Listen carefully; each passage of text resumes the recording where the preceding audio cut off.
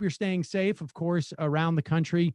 There are various states that are opening up, some by the decision of their governors, some by the decision of the Supreme Court in like Wisconsin, say, where they say it's going to be time for you to all go out, go to the bars, and hopefully, avoid somehow from catching this disease that's going around that is killed over 80,000 of your fellow Americans.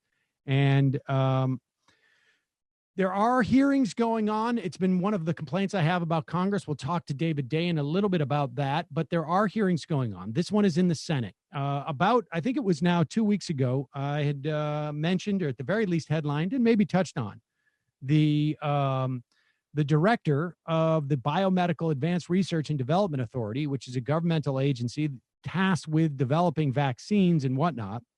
Dr. Rick Bright is now the former director of BARDA. He was removed because he wouldn't get with the program when it came to hydroxychloroquine or chloroquine or whatever it is that Donald Trump was hawking as a miracle cure.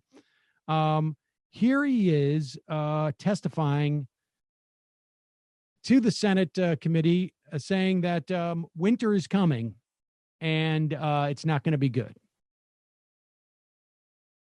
Without could be the darkest winter in modern history. First and foremost, we need to be truthful with the American people. Americans deserve the truth. The truth must be based on science. We have the world's greatest scientists. Let us lead.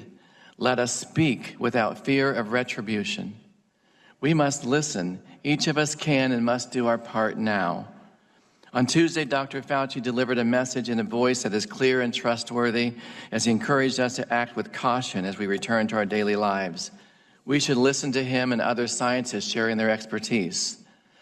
While waiting for a cure and a vaccine, which I believe will come, there are things we must do immediately.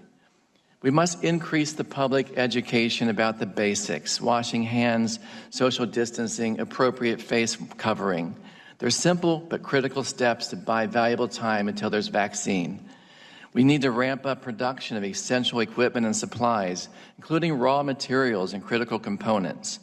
Shortages of these increase the risk of our frontline healthcare workers, and they deserve the best equipment to protect themselves.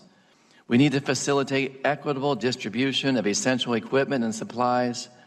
And finally, we need a national testing strategy. The virus is here.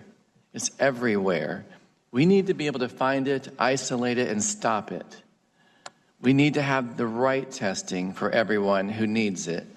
We need to be able to trace contacts, isolate, quarantine, and appropriately while striving to develop a cure.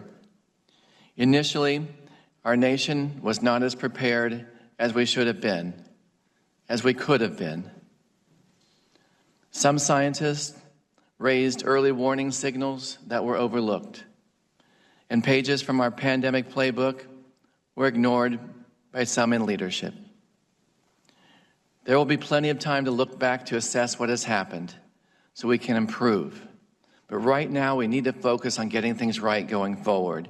We need a comprehensive plan that everyone knows and everyone participates in. You know, what strikes me about this is the kind of testimony you would have expected to hear in February or January. Not after 2 months and 80,000 deaths to hear that we have no plans for anything regarding this. None. And to the extent that plans exist, and they certainly do, I mean, there's a 65-page pandemic playbook. There's, I don't know, tens of pages of documents the CDC has put out in terms of guidelines and how to, all of it's being ignored. Consciously, purposely ignored. It's insanity. We've got a couple more clips of Dr. Bright. We'll play those later in the program. But